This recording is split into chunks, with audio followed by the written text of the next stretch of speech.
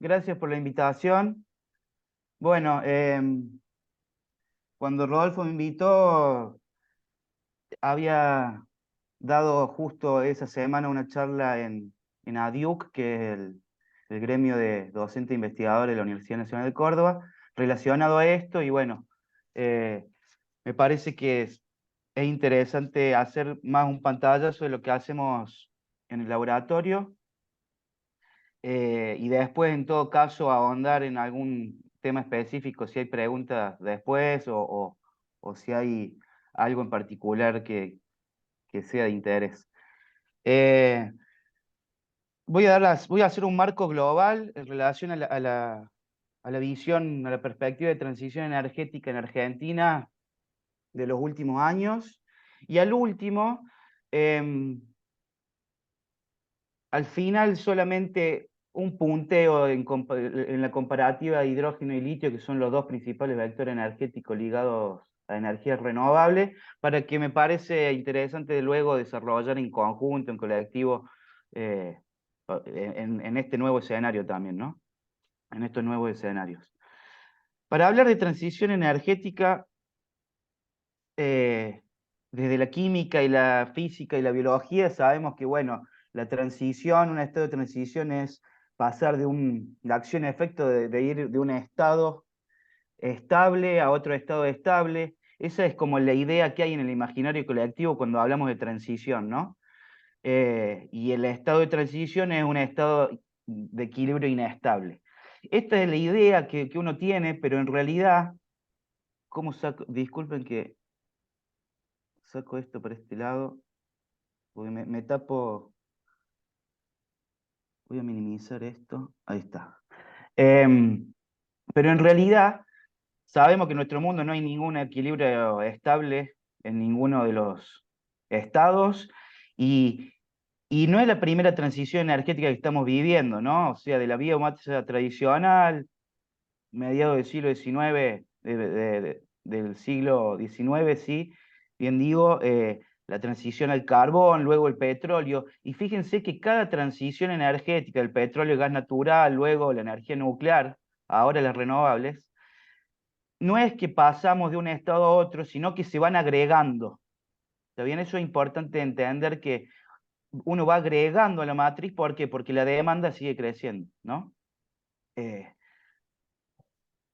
esto también amerita hablar de la paradoja de Jevons, que está estudiado, que la eficiencia energética, en realidad, digamos, por el sistema mundo que vivimos, hace que uno consuma más. O sea, la eficiencia energética no hace bajar la demanda, sino que, por el contrario, la hace crecer porque uno puede, simplemente porque se puede, al ahorrar, lo que ahorraste lo usás para otro fin. Entonces, eso se llama paradoja de Jevons en energía, y cada transición energética trae una nueva energía que hace crecer la demanda. En el modelo de transición energética del norte global, digamos, lo que se conoce como el centro hegemónico Atlántico Norte, está la retórica de la descarbonización y hay una idea mecanicista, ¿no?, de la energía que es independiente de la materia y todas las dinámicas políticas y sociales, concibe la naturaleza como un reservorio infinito de recursos, es decir, tenemos como un paradigma de los años 50, ¿no?, de que se entiende que los recursos son infinitos. Es un paradigma antropocéntrico, una sociedad con sociedades energívoras y claramente metabolismos sociales predatorios. Es muy interesante el libro La transición energética en Argentina de Maristela Svampa, y, eh, que compilan con otro investigador de las ciencias sociales. Y esto es importante decirlo porque hay una escisión de los tiempos de producción social y regeneración natural que lo vamos a ver, digamos, un poco en la huella ecológica de varios países. Yo lo que digo es que hay desde la revolución industrial a esta parte una suerte de negacionismo global de la segunda ley de la termodinámica, ¿no? Eso implica entonces apropiación, destrucción de territorio, desposesión de poblaciones, lo que se conoce como zonas de sacrificio, deuda ecológica, etcétera. Es decir, estamos en presencia siempre de escenarios, de escenarios más probables business as usual, es decir, lo de siempre. Las petroleras son las que se encargan ahora del negocio de las energías renovables. Va mudando el negocio hacia las energías renovables, pero son las mismas corporaciones y grandes empresas multinacionales las que invierten y desarrollan a nivel de transición energética corporativa estas tecnologías. Y bueno, en esta retórica de la descarbonización también se tiene en cuenta, obviamente, las emisiones de dióxido de carbono, para el cambio climático, pero muchas veces, si no, como hegemónicamente, el discurso hegemónico es ligado a eso y no a todo lo que tiene que ver con el agua, con la tierra, con, digamos, la cuestión ambiental desde un punto de vista más integral. Acá está, digamos, las emisiones, esto es un modelo eh, de investigadores de la NASA, donde se ve bien, digamos, cuáles son los países que más emiten: Estados Unidos, India, China, eh, Europa, sobre todo Alemania, Francia.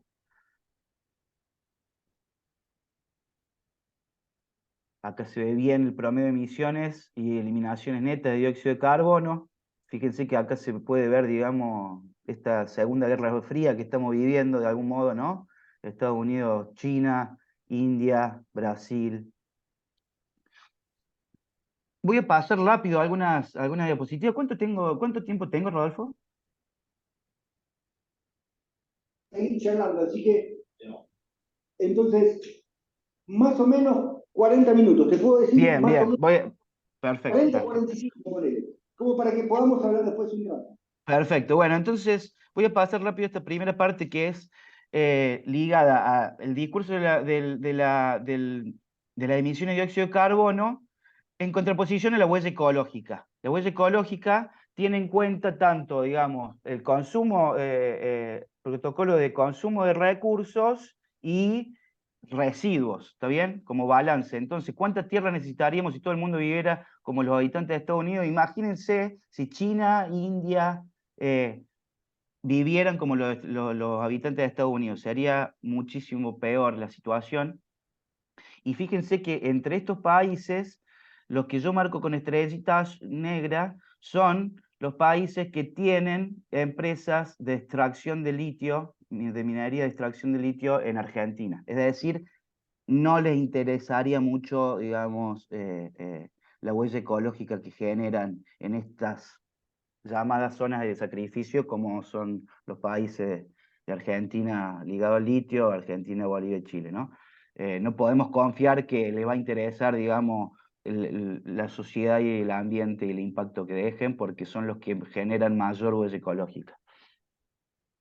Hay un estudio interesante de hace unos años en relación a los minerales y metales para la transición energética global, que hacen un mapeo de todos estos minerales críticos que se llaman eh, para las distintas tecnologías de transición. ¿Está bien? Por ejemplo, eólica offshore, solar fotovoltaica, las ligadas al hidrógeno, ¿no? Electrólisis PEM y alcalina, autos eléctricos.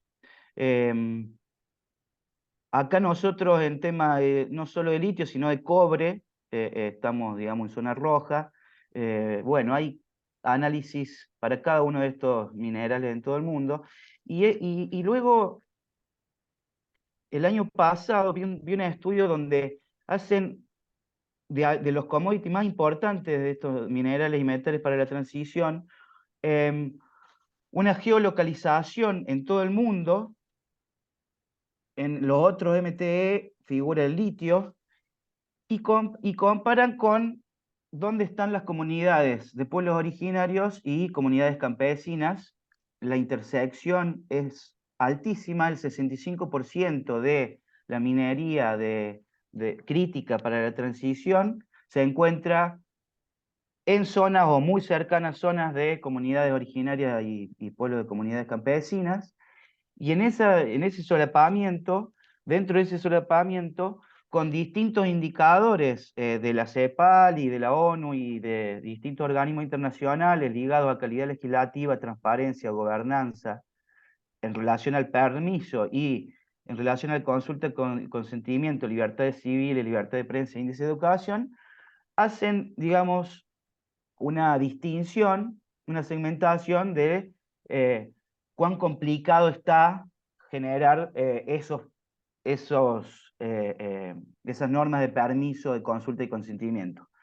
Entonces llegan a la conclusión de que entran en fuerte contradicción porque dentro de ese 65% donde se solapan comunidades y minería, el 70% tiene grandes problemas de permiso, consulta y consentimiento.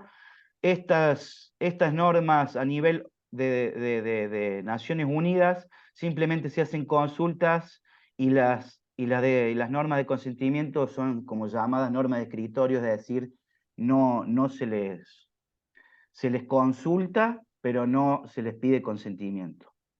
Eso es lo que ocurre a nivel global, es decir, esto para entender que el conflicto de Jujuy de hace unos meses, que hasta el día de hoy continúa de alguna manera, no es un conflicto aislado, que es lo que decía un poco en la nota del página 12 que nombró Rodolfo, sino que es parte de un problema que ya empieza a asomar en este nuevo orden mundial. Es decir, es un conflicto más porque hoy, digamos, todo el extractivismo pasa a ser neoextractivismo de minerales críticos. La industrialización global, histórica avanza sobre territorios donde no está todavía esa industrialización, y ahí se encuentran justamente comunidades campesinas y originarias. Entonces es como que esto recién empieza, ¿no? Jujuy es un caso testigo de algo que se va a profundizar cada vez más en este modelo de transición energética corporativa. Agustín, Sí, para entender bien el mapa, entonces ahí lo rojo es donde no hay consentimiento o donde donde no... tenemos problemas donde tenés todos los 6 problemas de ¿Ah? permiso, son 3 de permiso y 3 de consulta y consentimiento, ¿está ¿Ah? bien? Esto es entendido con índices, indicadores de organismos serios, como la CEPA, la ONU, digamos.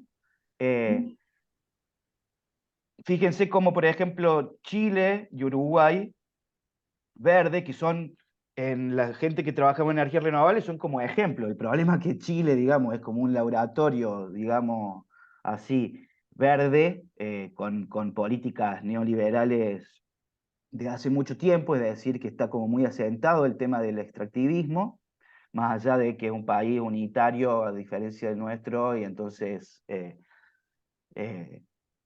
en la torta, digamos, de la minería se quedan con mayor parte, y Uruguay también, por el tema de finanzas, el desarrollo de energía renovable mayor, entonces son los dos países donde hoy más está desarrolladas las energías renovables, pero en modelo de transición energética corporativa, que es la distinción que yo voy a hacer para entender un poco.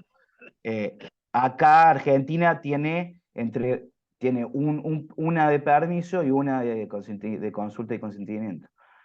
Bolivia es uno de los países más complicados, pero eso también hay que entenderlo en el sistema de indicadores que hacen ellos, ¿no? O sea, después acá en Argentina, por ejemplo, cada provincia es particular y merece un análisis específico.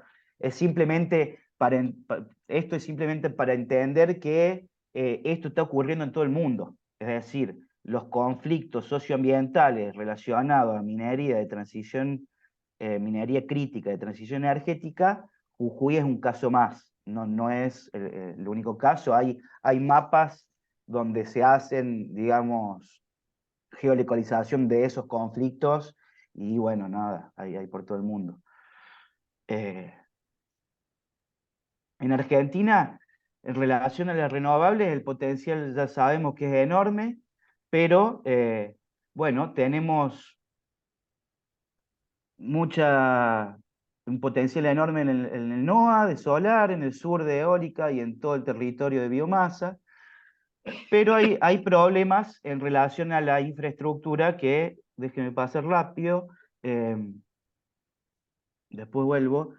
eh, sería como que necesitamos un gasoducto Néstor, un gasoducto Néstor Kirchner para la infraestructura eléctrica, porque, por ejemplo, durante el gobierno de Cambiemos, en las rondas Renovar, hicieron varias licitaciones y anduvo la ronda 1, anduvo la ronda 2, la ronda 3 ya no pudieron, digamos, seguir ampliando la capacidad instalada de renovables porque no le da la infraestructura. Fíjense cómo la mayor capacidad de producción solar y el mayor potencial eólico no llegan las líneas de alta tensión, que es justamente como el gasoducto para la producción de energías renovables. Acuérdense que la energía renovable es igual a la electrificación de la materia energética. Entonces, tenemos que ampliar deberíamos ampliar la infraestructura eléctrica para llegar a esas zonas de mayor potencial. Eso, de algún modo, el gobierno de Cambiemos no lo tuvo en cuenta, sino que simplemente utilizó instrumentos financieros y no productivos, y bueno, se olvidó también de la infraestructura, ¿no? Y de la matriz productiva, simplemente como modelo de negocios. Yo digo, en este mundo complejo en el que vivimos, esta frase de Gramsci, ¿no? El pesimismo de la razón y el optimismo de la voluntad, hoy en el mundo se están entendiendo la energía nuclear y el gas natural como elementos de transición, es decir, no se puede pasar de una matriz energética a la otra de un día para el otro, entonces necesitas energías de transición. Hasta hace poco estas dos se discutían, a tal punto que se discutían en la Comisión de la, Europea como energías verdes, ¿no? O sea, catalogarlas, etiquetarlas como energía verde, tanto el gas natural, que es la más, la de menos contenido de carbono de los combustibles fósiles, como la energía nuclear, que en muchos casos emite menos dióxido de carbono que la energía eólica, well to wheel, es decir, el pozo de la rueda. Entonces, los dos casos paradigmáticos, digamos, que me parece interesante nombrar, al menos para entender en dónde estamos en Argentina, es, por un lado, el hidrógeno verde en Río Negro y el litio en Jujuy. Y es muy interesante ver que en ambos casos predomina de algún modo un modelo de transición energética corporativa, es decir, grandes empresas que vienen a invertir para extraer. Es decir, en Fortescue Future Industries, la firma australiana en Río Negro, le da en la mano al gobierno de la provincia la normativa, la aprueban por unanimidad en la legislatura, piensa en un proyecto meramente extractivista, es decir, producción de hidrógeno verde para exportar principalmente a Alemania y a otros países de Europa, que son los que están pensando en hidrógeno y ya tienen transporte público y autos con hidrógeno, es decir, solo para exportar, al lado del puerto, eólica para la producción, 625.000 hectáreas concedidas a 30 años para que hagan ese negocio de exportación de hidrógeno y poco y nada de transferencia tecnológica para el país, desarrollo local. Es más, ni siquiera el estudio de prefactibilidad para ver a dónde iban a hacer el puerto quedó en manos de argentinos, llamaron a estudiantes de grado de ingeniería de Holanda para hacer ese estudio de prefactibilidad. Con las capacidades que tenemos nosotros, ¿no? En términos de ciencia y tecnología, ahí cerca Bariloche, es decir, que no les interesa de algún modo, digamos, esa transferencia científica y tecnológica, más allá de la retórica. Y por el otro lado, Jujuy, que también es un proyecto, son proyectos, como planteo ahí en esa nota, extractivistas, a las empresas mineras no les interesa tampoco el desarrollo local, social, productivo de la región. Ese es como el modelo de transición energética corporativo, llamo yo. Por otro lado, hay como una contraposición en el otro extremo de transición energética popular, lo pongo entre signo de preguntas porque, digamos, es como que se piensa en términos al Estado como si fuese una corporación más, entonces hay una oposición rotunda, directa al hidrógeno de sectores ambientalistas y parte de las comunidades originarias, que es no al hidrógeno y no al litio. ¿Está bien? En el medio, me animo a decir que hay como un modelo de transición energética popular, nacional y democrática, en donde uno tiene que negociar con las empresas, pero pensar políticas públicas para el desarrollo social, para la transferencia tecnológica, tanto en el litio como en el hidrógeno, y de esto vamos a hablar un poco ahora. Entonces, por un lado, litio y hidrógeno verde. Estos son como las dos vedettes, digamos, de la transición de vectores, porque hay muchos otros vectores energéticos, ¿no? De transición energética renovable. ¿Qué hacemos nosotros en Córdoba? Nosotros estamos en el Laboratorio de Energías Sustentables, que es generado. Disculpen, no sé dónde. Aguanta, aguanta, que es convenio de 3 facultades de la Universidad de Córdoba, la Facultad de Astronomía, Matemática, Física y Computación, Ciencias Exactas, donde está Ingeniería, Biología, Geología y Ciencias Químicas. Estas 3 facultades forman un convenio, forman el LAES, que tiene lugar de trabajo, está físicamente en el FAMAF, pero es parte del convenio de las 3 facultades, y también se forma como espacio de innovación de ITEC. Y de ahí la vinculación con gente de ahí de donde están ustedes de La Plata, Vicentín, Arnoldo Vicentín y Jorge Tomás.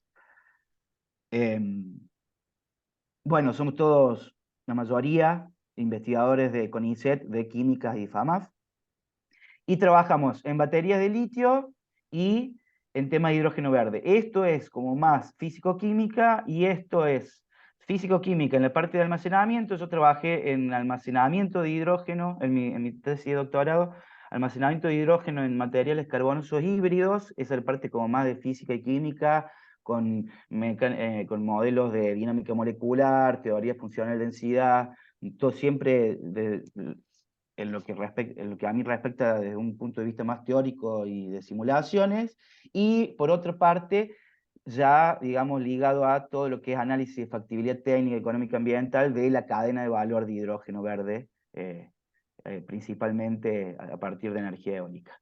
Litio, simplemente cuento, se trabaja en ion litio, batería de ion litio, en cátodo, síntesis de nanomateriales híbridos con propiedades magnéticas, basado en carbono y nanopartículas de óxido y sulfuro metálicos. También electrolitos, se hacen trabajos menos, pero hay trabajos sobre electrolito. Lo fuerte es ánodo a base de grafito y ánodo a base de silicio. Yo he hecho trabajos, colaborado en trabajos de intercalación de litio. Desde el punto de vista físico, muy interesante la intercalación del litio en grafito.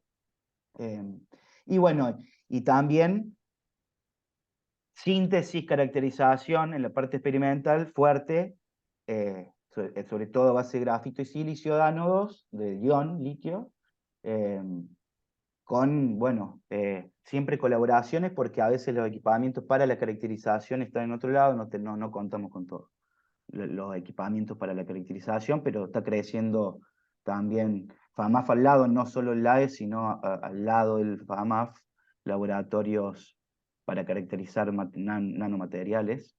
Y más incipiente, baterías de litio-azufre, ya varios tesistas trabajando en esto, en cátodos, carbones porosos, materiales porosos carbonosos como matriz conductora para contener el azufre. Y ánodo y electrolito, bueno, todo lo que es la formación de dendritas de litio, ingeniería de electrolito, funcionalización de superficie de litio y capas poliméricas protectoras.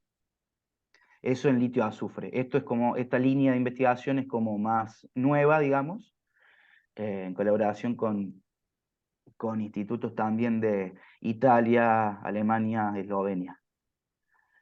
En relación al litio, les decía que estamos en... Ahora no sé por qué, no conozco las razones, pero nos han dejado afuera de algunos proyectos importantes de litio, sobre todo, bueno, por ciertas disputas que desconozco con Buenos Aires y Jujuy. Pero esa es una noticia reciente y un poco lamentable, de que Córdoba tiene una trayectoria muy interesante en investigación de litio y ha quedado afuera de proyectos, no sabemos bien por qué, pero bueno, aún así estamos ligados a ITEC. Hay 4 investigadores de ITEC en nuestro laboratorio, además de ser del CONICET.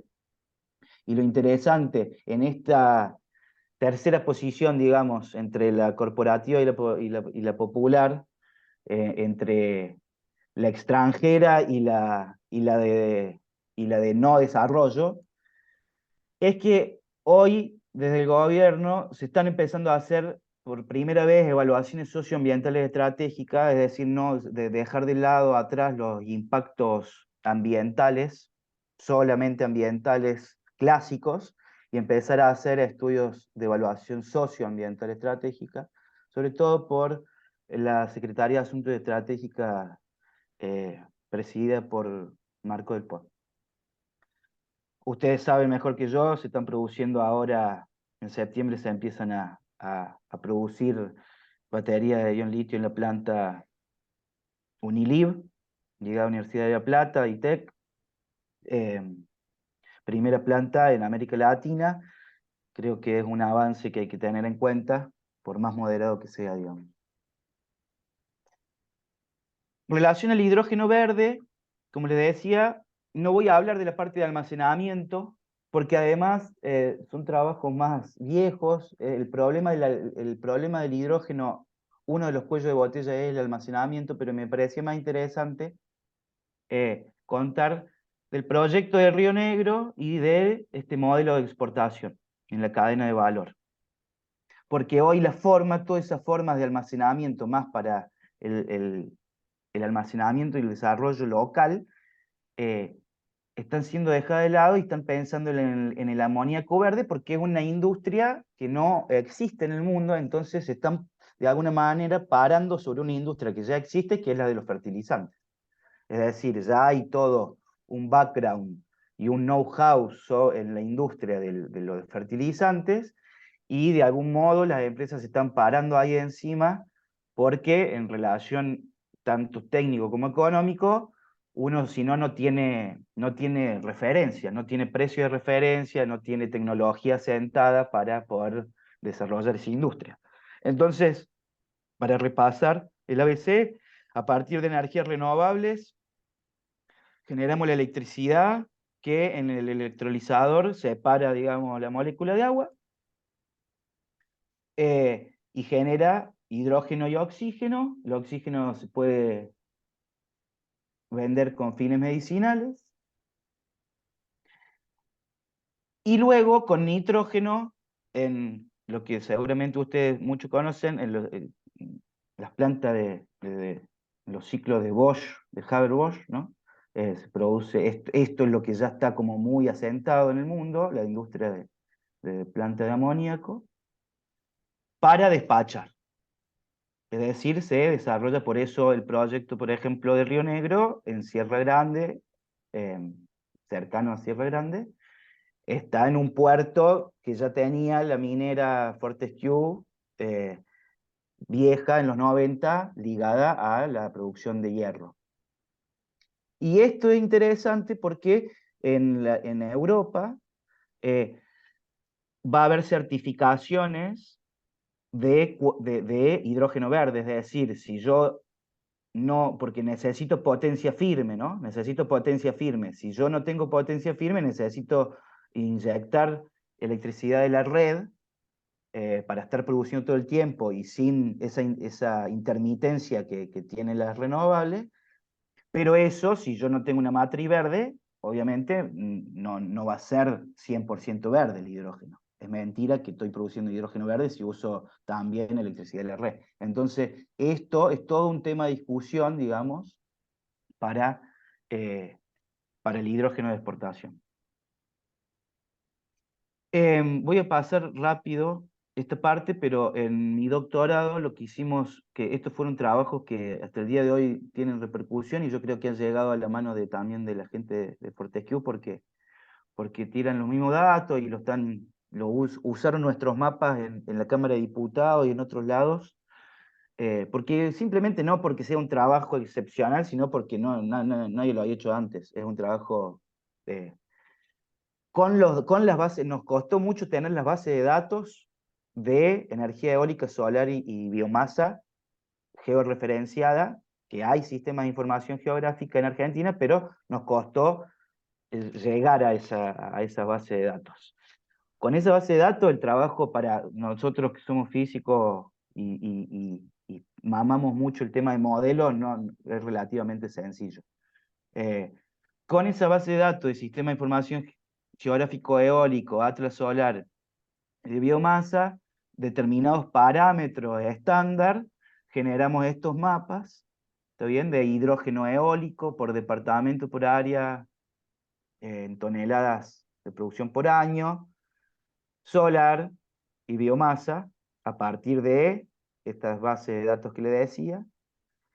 Y bueno, y entonces generamos un mapa de hidrógeno verde, un mapa de potencial de producción de hidrógeno verde por área, por departamento anual en toda Argentina, y eso lo hicimos, bueno, llegamos a la conclusión de que con una superficie casi 4 veces menor que Estados Unidos, tenemos más potencial de producción que ellos, por ejemplo.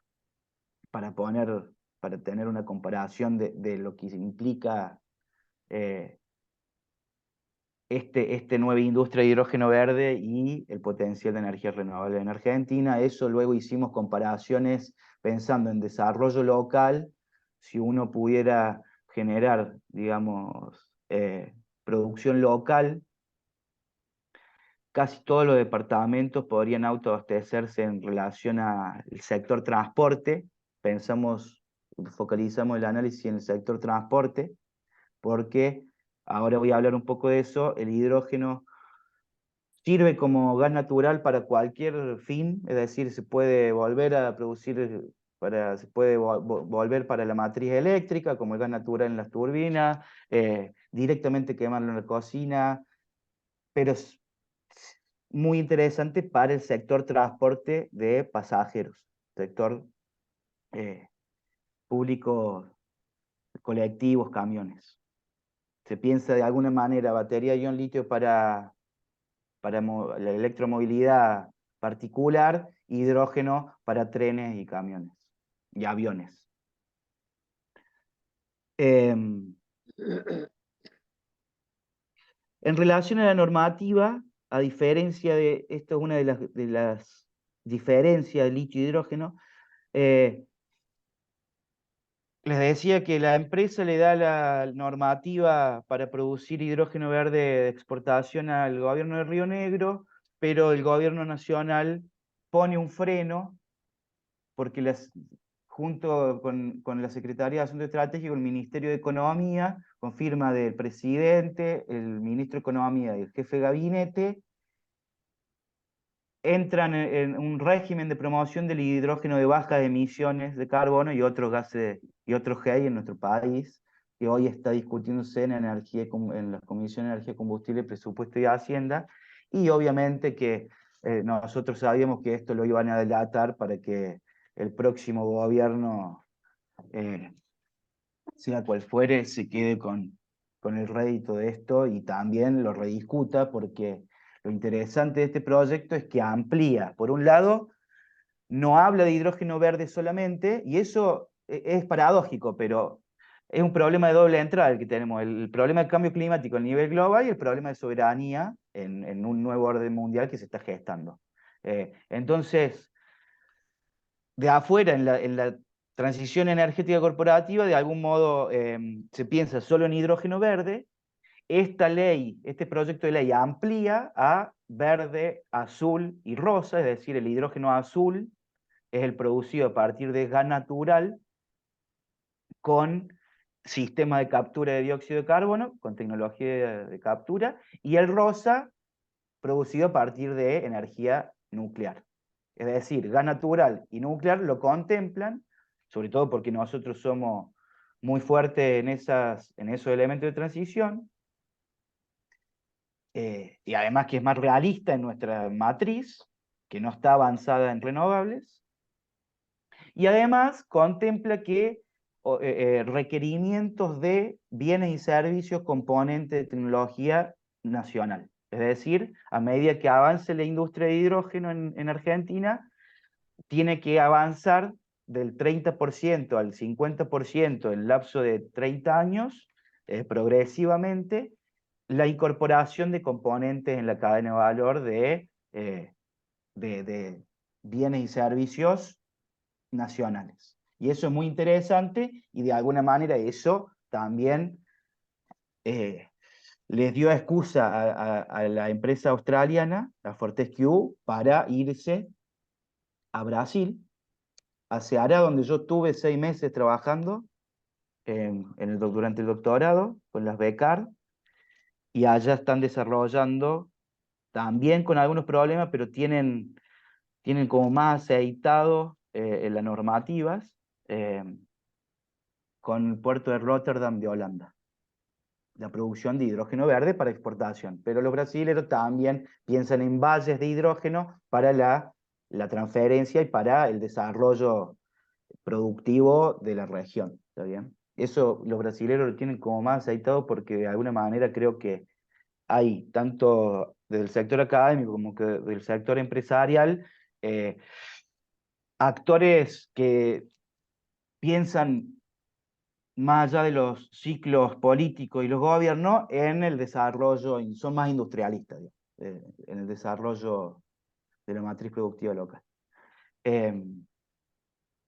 Nosotros hace mucho tiempo venimos pensando en una estrategia de desarrollo del hidrógeno en Argentina, cómo funcionan los biocombustibles para, qué sé yo, biodiesel para diésel, bioetanol. Acá en Córdoba es muy importante el corte de naftas con biocombustible. Del mismo modo, con cortar el gas natural con hidrógeno, que es algo que se está trabajando hace mucho en Europa. Hasta el 10-15% no hay necesidad de hacer adaptación en los vehículos de GNC. Para quemar directamente, y bueno, y también sirve como background para ir creciendo hacia movilidad con hidrógeno al 100% en celda de combustible. Entonces sí, hemos hecho trabajos. No, en un rato, yo te aviso. Hemos hecho trabajo en relación a eso. No quiero detenerme acá en un estudio mucho más detallado que hicimos en Córdoba en aquel momento durante el doctorado en 2015, que fue una corrección del mapa eólico y producción como un modelo de producción de hidrógeno eólico en la planta eólica, en el parque eólico de Achiras, cercano al Río Cuarto, y distribución hacia todas las estaciones de GNC para cortar el GNC con hidrógeno. Esto yo lo hice con ArcGIS, que es un modelo, el Vehicle Routing Problem, desde el punto de vista matemático es muy interesante. Tiene esa herramienta, este software. Bueno, optimización de ruta, muchas herramientas para ver justamente la factibilidad técnica y económica y ambiental, porque también acá va a desprenderse la cuestión de emisiones, de del hidrógeno eólico para cortes al 20% en volumen con GNC. Eso le interesó a unos investigadores de Catamarca, colegas que están trabajando allá también, con gente, en conjunto con gente de Córdoba, y lo continuamos hace poco, y bueno, publicamos este año un trabajo que es como una continuación de aquel, en 3 escenarios distintos. Hidrógeno producido en situ, es decir, las estaciones de GNC con la electricidad directamente, eh, electrolizadores en las estaciones y producción de hidrógeno para cortar directamente en la estación. Otro escenario donde se produce centralizadamente, es decir, los parques solares y eólicos de la provincia producen el hidrógeno y vía transporte, ya sea por gasoducto virtual, que se llama, que son camiones adaptados para hidrógeno, o inyectado directamente al gasoducto. Otro escenario, y el otro escenario, que es el más factible, es el mix, es decir, producción centralizada en las plantas eólicas y solares de la provincia con la inyección de la electricidad de la red existente, ¿no? En términos de costos, este es el más factible. Bueno, y hay también todo un análisis de costo nivelizado y la parte ambiental, que en todo caso después me parece más interesante eh, ahondar, si le interesa el tema. Y yo hice un punteo ahora como para ya entrar más en la discusión, que es lo interesante, porque si no uno también aburre con cuestiones más técnicas que no son tan específicas de nuestras áreas. Me parece interesante hacer una comparación entre estos dos vectores, llamémosle entre comillas, vedettes de la transición. Y en el mejor de los escenarios,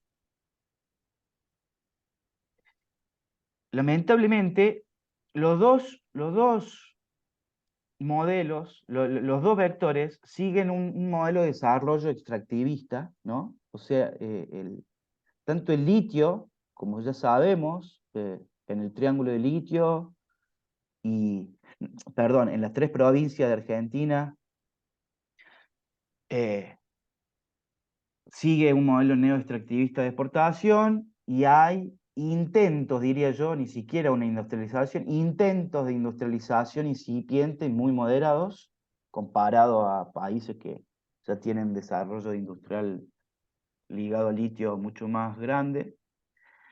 A tal punto que esta planta de batería de litio de Unilib, ahí en La Plata, es un ejemplo en América Latina y la verdad que es casi a escala piloto, ¿no? Comparado a otros países. Entonces es intento incipiente de industrialización muy moderada y este es el escenario hoy, de alguna manera, en términos de escenarios probables para la Argentina, el mejor. Y en términos de hidrógeno, directamente neoextractivista de exportación. Yo, la verdad que en términos personales, pues, están grabando, pero estoy siendo un poco coloquial, informal en la charla.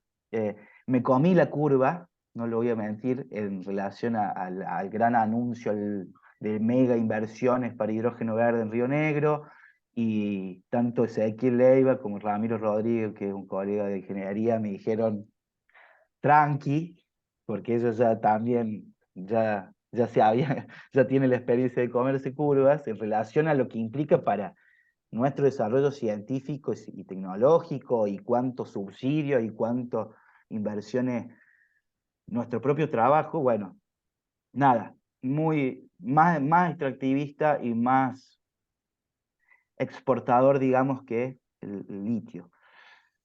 En relación al estado de producción, bueno, en el litio hay recién 3 de 38 proyectos de minería que hay en distintos estados de preproducción en Argentina, solo 3 produciendo y exportando.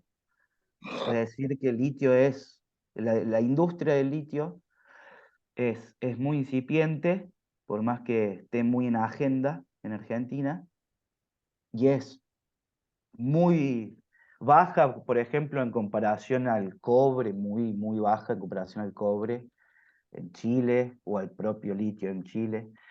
Y acá están en estado de estudios de prefactibilidad. Es decir, acá todavía es estado de preproducción. La matriz, para que se entienda, digamos, uno a veces distingue minería de industria, y hoy en realidad lo que se habla en términos oficiales, ¿no? Es que el litio, la minería de litio es una industria, porque es más parecida a una industria química, y eso es cierto, que a una minería clásica, por ejemplo, de cobre, oro, plata, ¿no? Entonces, lo que implica la producción de litio ya a nivel de minería, que es una minería de agua, es más una industria química que una minería clásica. Por eso la matriz, digo que acá está bastante desarrollada, pero a nivel de eh, minería no convencional, digamos. Y esto es muy incipiente, no hay nada, de alguna manera hay plantas piloto nomás en Argentina y en toda América Latina en relación al hidrógeno. Es todo, por ahora, proyectos, megaproyectos. La integración a la energía renovable, yo acá a lo mejor es un signo de pregunta, pero creo que el tema del litio hoy es nula. Por más que haya un colectivo, son como digo, intentos, prototipos, ejemplos, como que se pueden hacer cosas, como que creo que hay un colectivo en La Plata, ¿no? Que funciona con baterías, pero hoy la integración como vector de energía renovable, yo diría que en el litio es nula y en el hidrógeno es altísima, porque es directamente el parque eólico ligado al electrolizador, es decir, que en los proyectos, al menos, la integración con energía renovable, sí se piensa directamente como un vector de energías renovables. La normativa, ustedes saben, es la misma de la minería clásica en litio, muy obsoleta de hace 30 años, entonces como planteo ahí en esa nota, creo que sigue ocurriendo que las provincias se pelean entre ellas para ver quién tiene una matriz más eh, liberal, neoliberal, para atraer inversiones y para quedarse con muy pocas regalías. Y en relación al hidrógeno, yo leí esa ley, la estudié también para escribir un artículo que está en la página, en discusión con un gerente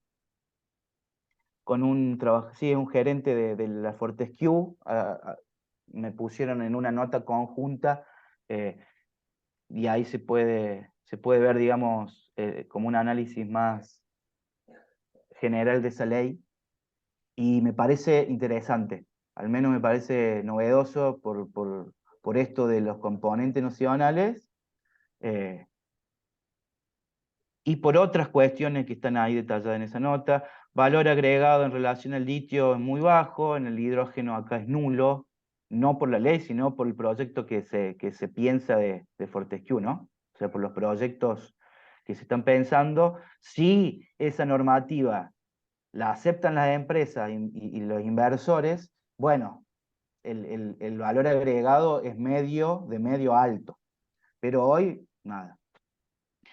Lo interesante en relación a los impactos, la evaluación socioambiental, es que tanto en el litio como en el hidrógeno, por esto que les decía al principio de la charla, están implicados las comunidades de pueblos originarios y comunidades campesinas, y el problema principal, tanto en el litio como en el hidrógeno, es el agua. Por eso acá también no le dan los números, para decirlo coloquialmente, a las empresas, eh, porque también entra en juego la desalinización. Es decir, no, ya casi que no se puede pensar, eh, como hace 10 años atrás, la electrólisis de agua dulce. Es decir, necesitas energía solar, por ejemplo, fotovoltaica para desalinizar, y energía eólica para electrolizar. En relación a tecnología, yo creo que en Argentina estamos muy avanzados en capacidades, ¿no? Instaladas de ciencia, acá diría avanzada en ciencia, y esto, corrección, muy avanzada en ciencia y muy baja en tecnología, o baja media. Ustedes también, ahí de La Plata, eso me parece, esta parte es la que me parece interesante discutir.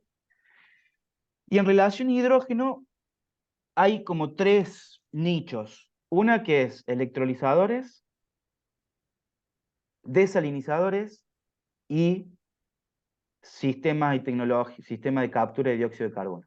Esos tres van a marcar de algún modo la cancha a nivel global, ¿no? Y a nivel nacional en eh, el grado de desarrollo de la tecnología y también de autonomía tecnológica que tengan los países para la industria del hidrógeno, no solo verde, sino también azul en este caso.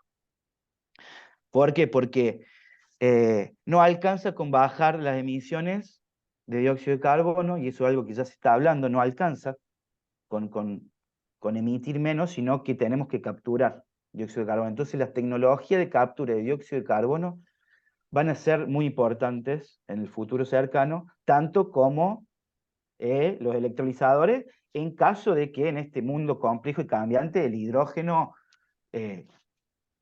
sea, hoy creo que sí, ya está en agenda y tiende a crecer, pero también uno no sabe, ¿no? Digamos, qué va a pasar también con la batería de litio, porque dentro de 5 años quizá aparezca otra tecnología y la batería de litio sea obsoleta. Digo, esto es siempre escenarios probables. Pero a nivel de electrolizador en Argentina, acá colegas, yo estuve también participando tangencialmente de uno de los proyectos de electrolizadores con otros químico ingeniero junto con la UTN de Buenos Aires. Hay desarrollo, ya hay un know-how y hay un electrolizador nacional, prototipo, pero hay un know-how en relación, como en las baterías, en relación a la electrólisis. No así con la desalinización y con captura de dióxido de carbono. Eh, Sí, ahí, perdón. sí, estamos más o menos en 40 y pico de minutos. Yo como para ir. Listo. No, no, esa era la última diapositiva, justamente.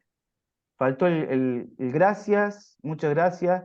eh, que quería dejarle esto, que son simplemente videos integrados en uno solo, son todos videos del mismo tiempo, de cómo la Tierra se está transformando lentamente en Venus, digamos, por la emisión de dióxido de carbono, y cómo la retórica de estas emisiones que viene de la descarbonización de los países del norte es paradójica, que son los países que más emiten, ¿no? Acá como se ven en estos globos. Acá está bien clara la huella ecológica que se mide, porque no es solo emisiones, sino absorción. ¿Cuánto emite y cuánto absorbe? Por ejemplo, el Amazonas, ¿no? Es muy importante empezar la reforestación y no solo tecnología, digo, artificiales, sino la reforestación para la absorción del dióxido, porque no alcanza con bajar emisiones. Eh, y nada más. Gracias. Disculpen por la extensión.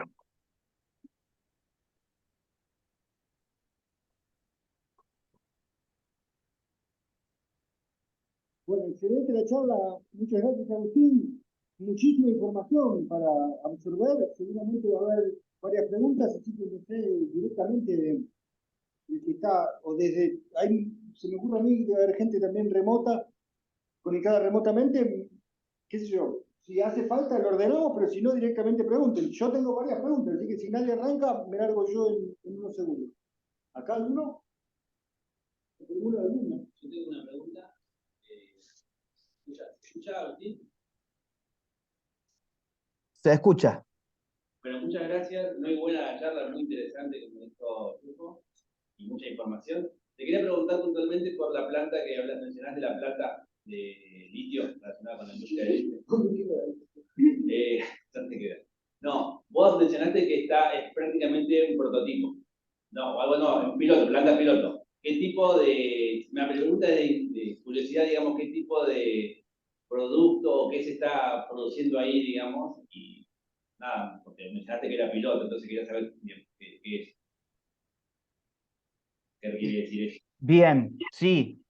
No conozco en detalle, simplemente de charlar con... Yo, como les decía, hice mi doctorado en hidrógeno, mi postdoc en celdas solares de tercera generación basadas en perovskitas híbridas, y entré a CONICET con tema litio, batería de ion litio, ligado sobre todo a modelos de intercalación de litio en grafito. Y después volví al hidrógeno. Como que 2020, 2019, 2020 volvió a la agenda el hidrógeno, entonces yo nunca de alguna manera me fui del tema hidrógeno, siempre fui más físico que... Tengo problemas con la electroquímica. No es que no soy experto en la parte más técnica del litio. Digo esto porque sería imprudente y hasta soberbio hablar de esa planta en detalle, porque solo conozco de oído algunas cuestiones de gente que está más ligada. Y nosotros somos fuertes en ánodos. Es decir, la parte de ánodos la tenemos tenemos el know-how. Lo que me dicen colegas es que tanto la parte de cátodo como electrolito, hoy no hay tanto desarrollo nacional, sí hay hasta patentes de ánodo de batería ion litio, pero digo esto de que es más a escala de planta piloto, porque por el nivel de producción. No tengo los números, pero había hecho una comparación de cuánto produce una planta de China, digamos, ya sentada, y esta no me acuerdo los números, pero es casi 10 veces, mucho menos, mucho más que 10 veces, como 15, 20 veces, digamos, lo que se produce, lo que se produciría en una planta convencional. Y la otra cuestión es que desde el vamos, por ejemplo, cuando se dice que nosotros estamos industrializando litio y comprándole litio a Catamarca, es decir, estamos usando nuestro propio litio, eso también es mitad verdad, mitad mentira, porque el litio no se lo compramos a Catamarca, no es nuestro litio.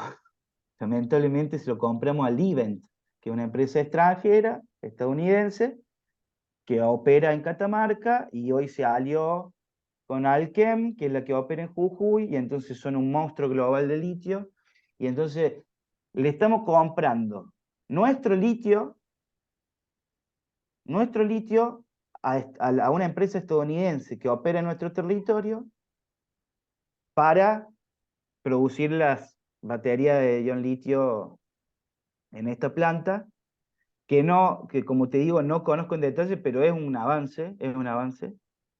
Eh, eso por un lado, del mismo modo que, por ejemplo, para darte una idea, ¿no? Para energías renovables en Catamarca, vos le tenías que pedir permiso durante el gobierno Cambiemos a la empresa para inyectar renovable en la red porque ellos tienen la infraestructura eléctrica más cercana. Es decir, perdimos hasta soberanía, hemos perdido soberanía hasta en la infraestructura eléctrica. Tenías que conveniar con ellos la inyección de renovables en la red. Eh, Volviendo a tu pregunta, te la debo en detalle, porque me interesa el tema, por más que yo siempre me fui un poco más lejos del litio, pero es interesante porque ahora en septiembre va a ser noticia y, y estaría bueno que hay de verdad en la noticia y que no, porque lo del IBEN para mí fue, creo que es el propio Salvareza. Yo anoté, viste, dije, no, y nada, me parece interesante Salvareza, me parece muy importante su rol, todo, pero esto de que vamos a usar nuestro litio y le compramos el litio de Catamarca lo vamos a usar, no es así, eso no es así. Lamentablemente, aguas abajo, es decir, de la producción de litio y de carbonato de litio hacia abajo, no tenemos ninguna soberanía. Los salarios están en manos de empresas extranjeras ligadas a automotrices, entonces ellos mismos son ofertantes y demandantes de litio, ponen el precio que quieren. Tengo una pregunta más, pero por ahí, si vos querés, no de eso, sino de la parte política que habló del frenado de. Mencionaste el frenado de Alberto Fernández. Rossi. La ley de... Me perdí un segundito cuando lo contaste, por eso no quería saber un poquito más, nada más cortito, no para abarcar toda la pregunta. No es político, es institucional. Simplemente la ley de hidrógeno hoy se le conoce como ley de hidrógeno, que es no solo de hidrógeno verde, sino hidrógeno verde, azul y rosa, a partir de renovables, gas natural, reformado de gas natural y nuclear. Lleva la firma de ellos tres y a mí me pareció, y esto es antes de las candidaturas, por eso yo lo puse acá esto es del panel de ADIUC, porque me parece que ahí ya estaba de algún modo jugándose, es representativo de justamente el espacio político oficialista, este proyecto, porque fue antes de la candidatura, entonces me pareció interesante que está la firma de ellos tres, pero simplemente es para nombrar la ley, no. Yo hoy, esta ley es avanzada en Argentina a nivel de lo que es régimen de promoción de energía renovable y vectores energéticos, ¿no? O sea, todo lo que hay desde los 90, esta parte, en relación a energía renovable, esta ley es de avanzada. Eso sí me animo a decirlo. Si quieren después les comento más sobre la ley en sí, pero no era una cuestión política, sino institucional, de que quizás lo que vos decís es que la van a cajonear hasta el próximo gobierno. Sí, porque ya sea por la positiva, es un moño, un corte de cinta importante, digamos, que se lleva el crédito el próximo gobierno, pero también por la negativa, porque hay todo un sector de diputados que está en contra de estos números de porcentaje de componentes nacionales. Si el próximo gobierno es el de la Libertad Avanza, esta ley directamente no la modifican, no la votarían en contra. Por más que los números no tengan, no sé cómo quedarían los números en diputados, pero digamos, si fuese por la Libertad Avanza, esta ley no existe. Si fuese por el Espacio Junto por el Cambio, esta ley sufre modificaciones en relación sobre todo no a energía nuclear, no a verde, rosa y azul, sino a los porcentajes de componentes nacionales para que sea de algún modo más favorable a la empresa. Y Gracias. me animo a decir que si es Unión por la Patria, esta ley queda casi sin modificación. Gracias. Sí, dale, Leticia. Bueno, buenísima, gracias por la charla, hermosa, desde muchos aspectos, ¿no? Mi pregunta es que, digo, más allá de la cuestión que no es para nada menor, ¿no? De la soberanía energética de nuestro país, pensando más que nada en el enfoque socioambiental, en el impacto socioambiental, digo, no hay energías verdes, ¿no? Todas tienen verdes en el sentido de que no generen, su producción no genera un impacto socioambiental de alguna manera.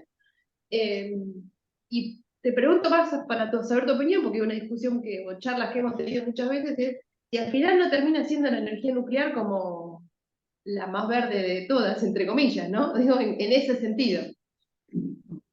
Muy, muy interesante y soy de los que cree, bueno, como físico, que de alguna manera yo diría que el gas natural es Maradona y la energía nuclear es Messi. Eh, es decir, son un orgullo nacional. Yo, como físico, creo que el desarrollo, y hay mucha controversia, pero bueno, creo que la energía nuclear es la más limpia. Si no queremos hablar de colores, es la más limpia hoy en día cuando se tiene en cuenta la huella de carbono devuelto del pozo a la rueda. Hoy la industria eólica está generando un impacto mucho más grande. Yo estuve en Brasil y a nivel socioambiental es diría, muy preocupante el avance de la energía eólica de gran escala, cada vez mayor, ¿no? Por la cantidad de tierra necesaria, la offshore por la cantidad de material que se precisa para las bases. Por ejemplo, hubo una tormenta, hace poco hubo como una tormenta perfecta de molibdeno, que me puse a buscar, claro, y el molibdeno es muy necesario para toda la estructura, disculpe que vaya hacia atrás a esta parte, el molibdeno es fundamental para toda la ingeniería, la estructura no solo de eólica offshore, ¿no? Eólica offshore, sino también nuclear, y todo lo que es plataforma de petróleo offshore. Es decir, eso es, creo que se utiliza para aceros, eh, ¿cómo se habla? ¿Cómo se dice? No corrosivos, no es no corrosivos. Bueno, que se bancan, digamos, la salinidad del mar, ¿no? El molibdeno se utiliza para ese tipo de material. Y son plataformas muy enormes. Hoy estamos hablando de cada aerogenerador de más de 10 megas cada uno. Son unos monstruos